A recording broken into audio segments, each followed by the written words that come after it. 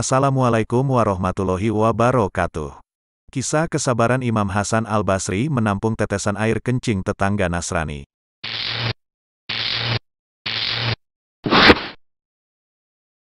Dalam kitab Al-Imta wa Al-Mu'anasah, karya Imam Abu Hayyan al-Tauhidi mencatat sebuah kisah tentang akhlak mulia yang ditunjukkan Imam Hasan al-Basri terhadap tetangganya yang beragama Nasrani.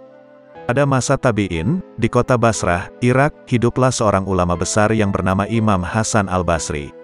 Seperti diketahui, Imam Hasan al-Basri adalah ulama tabi'in terkemuka. Beliau dikenal sebagai ulama yang uswatun hasanah, berjiwa mulia dan selalu memberikan contoh atau suri tauladan yang baik.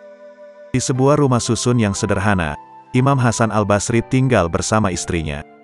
Di rumah susun itu pula tinggal seorang Nasrani yang menempati lantai tepat di atas Imam Hasan al-Basri tinggal.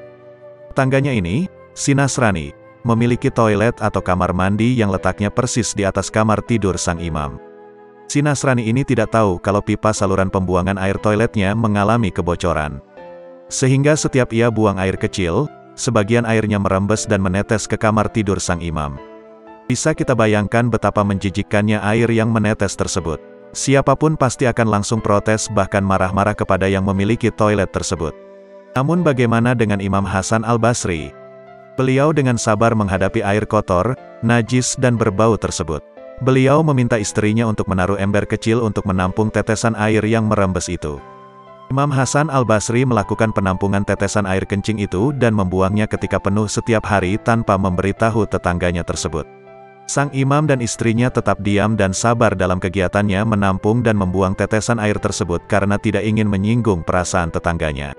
Dia benar-benar ingin mengamalkan sabda Rasulullah Shallallahu Alaihi Wasallam yang artinya, dan siapa saja yang beriman kepada Allah dan hari akhir hendaklah ia memuliakan tetangganya.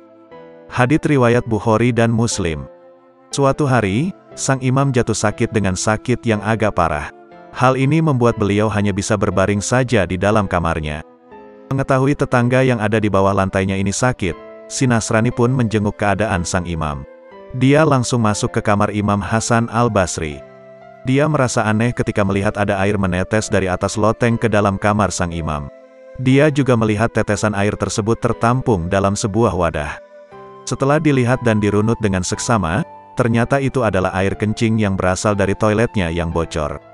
Yang dia heran, kenapa sang imam tidak memberitahukan hal ini kepadanya. Lalu si tetangga ini pun langsung bertanya kepada sang imam, "Imam, sejak kapan engkau menampung tetesan air ini?" tanya si tetangga. Imam Hasan al-Basri diam tidak menjawab. Beliau hanya tersenyum karena tidak ingin membuat tetangganya ini merasa tidak enak. Hal ini membuat si tetangga ini mengulang pertanyaannya, "Imam, katakanlah dengan jujur. Sejak kapan engkau bersabar atas tetesan air kencing ini?" Sambil tetap tersenyum, sang imam kemudian menjawab, "Sejak 20 tahun yang lalu." "Kenapa engkau tidak pernah memberitahuku?"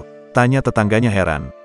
Sang imam kemudian berusaha untuk duduk lalu beliau menjawab, "Nabi Muhammad Shallallahu Alaihi Wasallam mengajarkan kepada kami untuk memuliakan tetangga. Beliau bersabda, dan siapa saja yang beriman kepada Allah dan hari akhir hendaklah ia memuliakan tetangganya," lanjut sang imam. Mendengar jawaban sang imam, si tetangga yang Nasrani ini pun terdiam. Perasaan bersalah, malu, terharu sekaligus kagum bercampur menjadi satu. Beberapa saat kemudian tiba-tiba si Nasrani memeluk Imam Hasan al-Basri dengan pelukan erat. Sambil terisak dia berbisik ke telinga sang imam, "Ashhadu alla ilaha illallah wa asyhadu anna Muhammadar Rasulullah." Akhirnya, si tetangga Nasrani ini pun masuk Islam karena melihat kemuliaan hati dan kesabaran yang luar biasa dari Imam Hasan al-Basri ini terhadap tetangganya. Wallahu a'lam bishawab.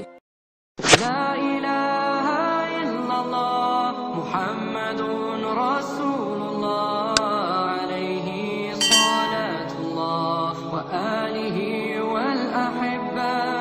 La ilaha illallah. Wassalamualaikum warahmatullahi wabarakatuh.